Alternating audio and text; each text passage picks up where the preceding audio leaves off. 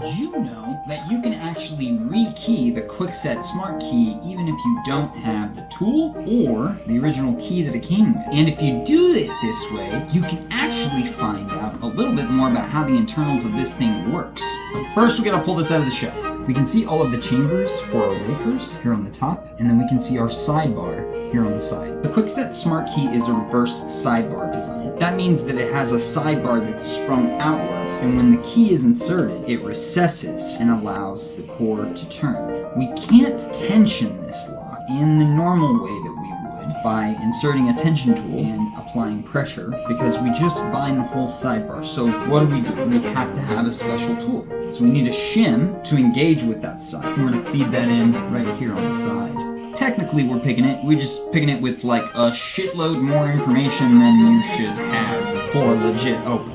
But it's a neat process, let me show you. Alright, here we go.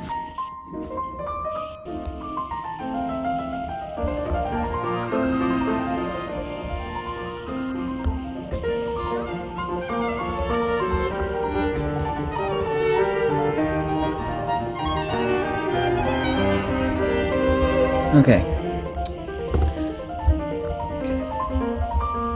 This is the nitty-gritty. You can see when we push the key in how all of the wafers line up at the correct heights. We can also see where that sidebar recesses. If we don't have our original key, but we want to rekey this cylinder, we can still do that. What we need to do is rock this piece off, and that has all of your wafers.